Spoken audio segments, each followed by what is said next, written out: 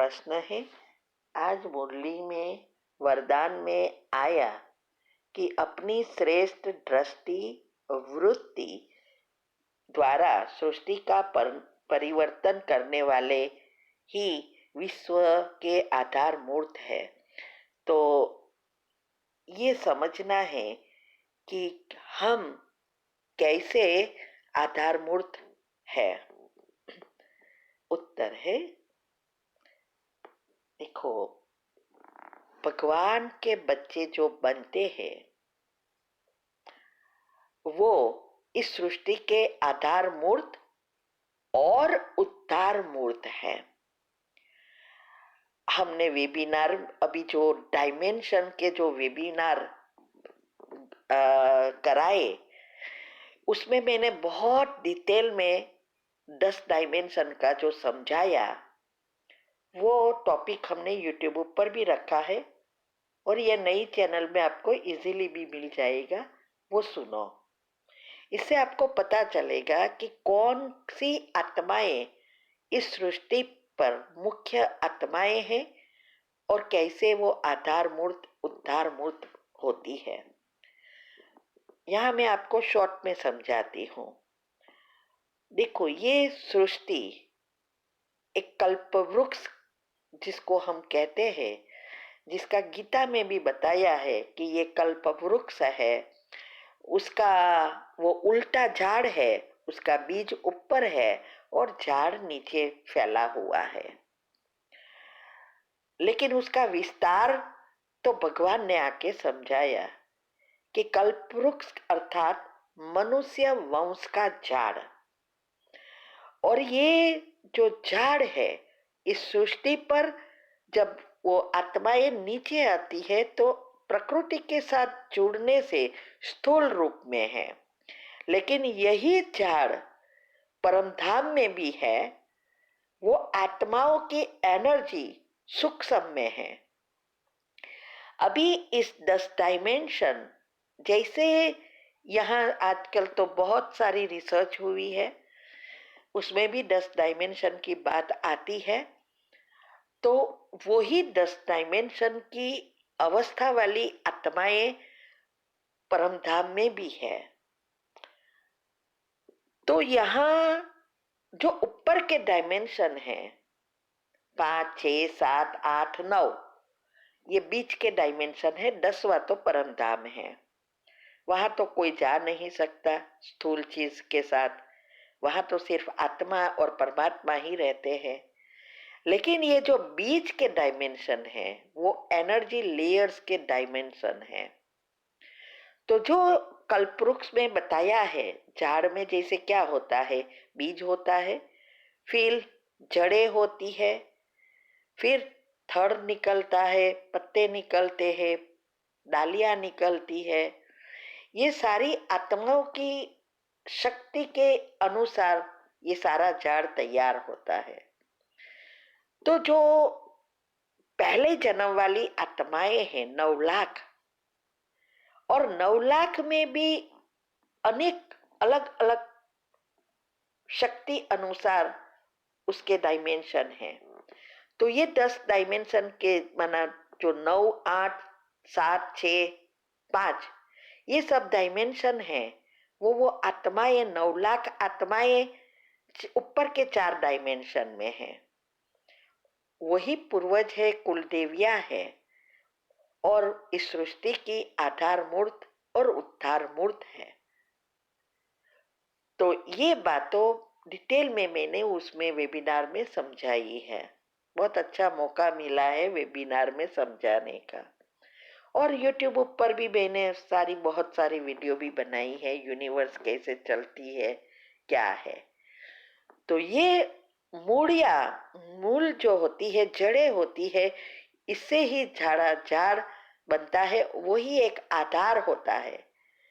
तो हम आत्माएं 33 करोड़ जो देवी देवताओं का गायन है, वो सब सतयुग त्रेता वाली आत्माएं हैं जो 5वें डायमेंशन तक है, और ईथर तत्व भी 5वें डायमेंशन में है। लेकिन ये जो जड़ें हैं 9 लाख आत्माएं, उसकी अवस्था के आधार पर सारे विश्व की आत्माएं और प्रकृति और जीव जंतु सब उस पर आधारित है। तो जैसे उस आत्माओं की अवस्था उस अनुसार इस सृष्टि की अवस्था बनती है। तो अभी कलयुग के अंत में सभी आत्माएं इस सृष्टि धरा पर आ चुकी है और अभी अंत वाली आ रही है। लेकिन जो सृष्टि की शुरुआत से आई है, पहले जन्म जो श्री कृष्ण के साथ स्वर्ग में थी, वो भी आत्माएं अभी यहाँ हैं। और वो सारी सृष्टि की जो अभी नेगेटिविटी कहो या सृष्टि की अवस्था बनी है, वो सारा उस आत्माओं के आधारित बनी है। वो आत्माएं अभी एकदम शक्तिहीन हो गई, गुण भी सारे अंदर मन के लास्ट लेयर में पहुंच गए, ऊपर बहुत सारे नेगेटिव लेयर्स बन गए, जिसको हम संचित कर्म भी कह सकते हैं। तो ये आत्माएं फिर से वो पहली जन्म में आने के लायक बनने के लिए पुरुषार्थ करेगी। इसीलिए गीता में कहा है कि जब धर्म की अति ग्लानि होती है, तब परमात्मा इस सृष्टि पर अवतरित होते हैं और फिर सबको भक्ति का फल देकर वापिस इस सृष्टि का परिवर्तन करते हैं और उसके पहले विनाश कर सभी आत्माओं के हिसाब किताब चुकतो कराकर परमधाम वापिस ले जाते हैं। ये हिसाब किताब चुकतो करने की दो ही रास्ता है, एक मार से माना भोगना भोग कर करो, या भगवान के कहे हुई बातों को समझकर प्यार से करो। ये प्यार से करने का अर्थ ही है योग से। तो जो आत्माएं पहले जन्म वाली है, वो पूरा पूरा तीव्र पुरुषार्थ कर अपने आत्मा में जो भी संचित कर्म है, माना आत्मा से ऊपर जो नेगेटिव लेयर्स बने हैं, वो योग से निकालेगी और पॉजिटिव से भरपूर होकर आत्मा के शक्ति 100% तक ले जाएगी। खास करके लक्ष्मी नारायण और 8 और 108 आत्माएं जो है वो ही मुख्य है, इन और इनसे 9 लाख जुड़ी है। तो वो सब योग बल से ये अपनी मूल अवस्था को प्राप्त करेगी और इसीलिए उसको भगवान भगवती कहते हैं और 9 लाख को कुलदेविया कहते हैं।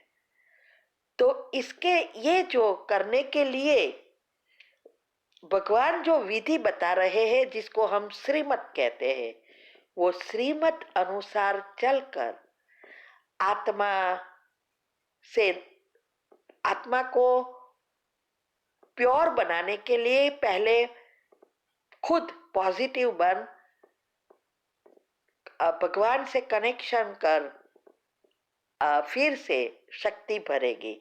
तो उसके जो एक एक हमारे मन के संकल्प वाइब्रेशंस क्रिएट करते हैं, पहले हमारे ब्रेन में जाता है, फिर सारे शरीर में, उसके वाइब्रेशन हमारे आसपास फैलता है और धीरे धीरे धीरे सारे विश्व तक पहुंचता है। तो जितना हमारा कारण शरीर ओरा है वो बढ़ता जाता है पॉजिटिविटी से और योग से, उतना हम परमात्मा से कनेक्ट होते जाते हैं और तब हम सारे विश्व तक ये एनर्जी पहुंचाते हैं। भगवान एनर्जी का स्रोत है, लेकिन उसकी एनर्जी डायरेक्ट विश्व में नहीं जाती। हम सब आत्माएं ये जंक्शन की तरह है। जैसे घर में भी लाइट लानी है तो पावर हाउस से डायरेक्ट नहीं आएगी, अनेक जंक्शनों के बाद घर में लाइट आती है। ऐसे ही ये 10 डायमेंशन से जुड़ी हुई जो एनर्जी लेयर्स की आत्माएं हैं, उसके भी सब एक दूसरे से कनेक्शन है। और हर एक 9 लाख आत्माओं के साथ अपने अपने वंशज है, जिसको डीएनए कहते हैं, वो जुड़ी हुई है। तो जैसे जैसे वो आत्माएं पुरुषार्थ कर अपने को बदलती है, तो वो उसके अंतिम आत्मा तक पहुंचती है और प्रकृति तक पहुंचती है, क्योंकि शरीर तो प्रकृति से बना है ना। तो ये बहुत गुह्य बातें हैं। इसीलिए वही आत्माएं, पहले दो, राधे कृष्ण कहो या लक्ष्मी नारायण कहो, उससे फिर 8 उसके वंशज मुख्य सत्युगी 8 जोड़ी आत्माएं, फिर उससे 108 राधे कृष्ण की 8 जन्म की जो वंशज है, वंशवेलो है, वो आत्माएं उसके घराने की आत्माएं, फिर उनसे जुड़ी हुई एक्सटेंडेड आत्माएं 16,000, फिर उनसे जुड़ी हुई सारी प्रजा 9 लाख आत्माएं। ये कनेक्शन है। यही आधार मूर्त और उद्धार मूर्त है। उनके संकल्प से सृष्टि परिवर्तन भी होती है और उनके ही संकल्प से सतयुग से कलयुग आ जाता है। ठीक है, अभी आपको ज्यादा समझना है तो हर फ्राइडे वेबिनार अटेंड करो। 9 से 10 का है। बहुत गुह्य राज हम बता रहे हैं। और अभी तक जो भी वेबिनार कराए वो सब यूट्यूब ऊपर रखा है, वो आप अच्छी रीति सुनो, समझो। और उसमें से जो मुख्य अवस्था बनाने के टॉपिक है वो नए चैनल पर आ रही है, एक साथ आपको मिलेगा। अगर आपको आगे बढ़ना है, पहले जन्म में आना है, राधे कृष्ण के साथ आना है, तो इस बातों को जितना आप समझेंगे, बुद्धि शुद्ध पवित्र बनेगी, उतना आप आधार मूर्त और उद्धार मूर्त बनने के लायक बन जाएंगे। ओम शांति।